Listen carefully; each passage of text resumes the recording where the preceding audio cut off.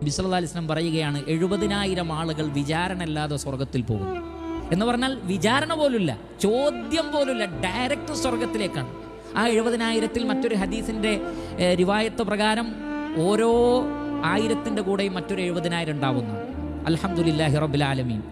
അപ്പോൾ സഹാബികൾ ഇങ്ങനെ ചർച്ച ചെയ്യാണ്, ആരാണ് ഈ 70,000 ആളുകൾ? മുസ്ലിമീങ്ങളായി ജനിച്ചവരാണ്, അല്ലെങ്കിൽ നമ്മുടെയൊക്കെ മക്കളാണ് എന്നൊക്കെ അവരിങ്ങനെ പറയാണ്. റസൂലുള്ളാഹി സ്വല്ലല്ലാഹി അലൈഹി വസല്ലം വന്നിട്ട് പറഞ്ഞു, അത് അള്ളാഹുവിൽ തവക്കലാക്കുന്ന, ചൂട് വെച്ചുകൊണ്ടൊരു തരം പ്രത്യേക ചികിത്സ ചെയ്യാത്ത, മന്ത്രിക്കാൻ മറ്റൊരാളോട് ആവശ്യപ്പെടാത്ത, വലാ യസ്തർഖുൻ, മന്ത്രിക്കാത്തവർ എന്നല്ല, മന്ത്രിക്കാൻ മറ്റുള്ളവരോട് ആവശ്യപ്പെടാതെ സ്വയം തന്നെ മന്ത്രിക്കുന്ന ആളുകൾ, വലാ യതതയ്യറുൻ, ശകുനം നോക്കാത്തവർ.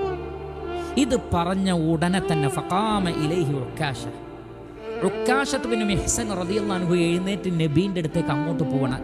ഖാമ ഇലൈഹി, ഇവിടെ ഖാമ എന്നല്ല പറഞ്ഞത്, ഖാമ ഇലൈഹി എന്ന നബീൻ്റെ അടുത്തേക്ക് ഒരൊറ്റ കുതിക്കലാണ് അദ്ദേഹം. എന്നിട്ട് എന്താ പറയുന്നത്?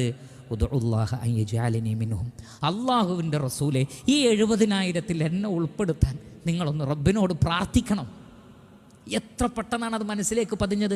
നബീൻ്റെ അടുത്തേക്ക് ഓടിയിട്ട് പറയാണ്, നബിയെ നിങ്ങളൊന്ന് ദുആ ചെയ്യണം, ഈ 70,000-ൽ എന്നെ ഒന്ന് ഉൾപ്പെടുത്താൻ. കാരണം വിചാരണ അല്ലാതെ സ്വർഗത്തിലേക്ക്